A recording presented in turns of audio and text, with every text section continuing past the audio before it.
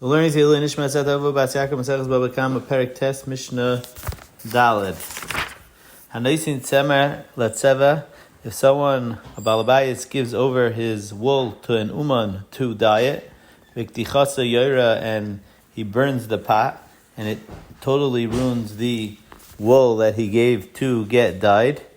So Noisin Loi Demei Tzimra. The uman has to pay for the tzemer that he ruined, similar to like we learned in the last Mishnah, that if a uman is mazik something, the uman has to pay the balabayis for what he was mazik.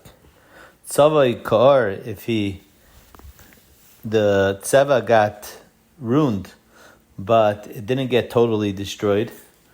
So over here, we say that it's yadei al tachtaina, min yad ha'uman who ruined it is ala tachtaina, and he gets paid, he can only charge the less amount.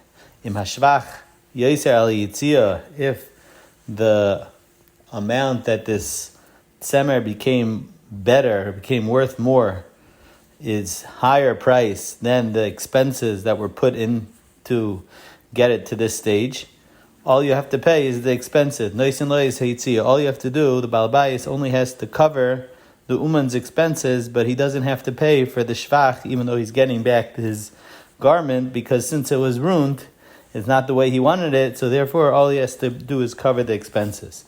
And if let's say the expenses were more than the shvach, then he doesn't even have to cover the expenses. All he has to pay is noisin leis shvach. He only has to pay for the shvach. Third case in the Mishnah is litzvaya le'adam v'tzavei shachar, shachar v'tzavei adam. So Baal Bayis gave his semer or garment to a uman to dye, and he messed up the colors. So over here is a machlekes Rameir and Yehuda. Yehuda holds it has the same halacha as we just said in the last Mishnah, that it's yad uman ala tachtoina. However, Rameir says noisin loy demei tzimrei. Rameir says that since over here is a shinoi, and shinoi is koine, so it's like we learned in Mishnah Aleph, that when shinoi is koine, it's kol hagazana mishas hagzela. So you only have to pay the amount of the tzemer before the dyeing. That's all you have to pay. Meaning that's what the uman has to pay the balabayis. However, Yehuda holds that it's like the case before, where the balabayis pays the uman the less of the shvach or the yitzia. Mishnah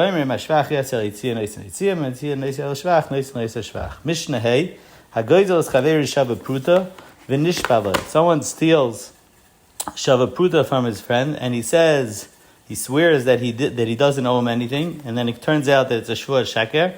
So then applies the parsha in Vayikra Perek Hey, and the pasuk says la'asherhu lo yidnenu, that you have to do a hashava.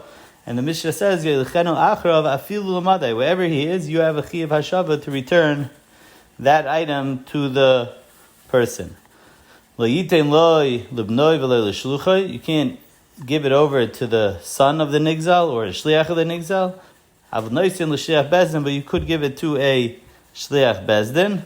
The Rabbi explains, because of takanas shavim, they said that you don't have to spend all that money on haitzaz darach, and you could just give it to a shliach bezdin. If the nigzal dies, then yachzil yarshav, you have to give it to the nigzal's yarshim.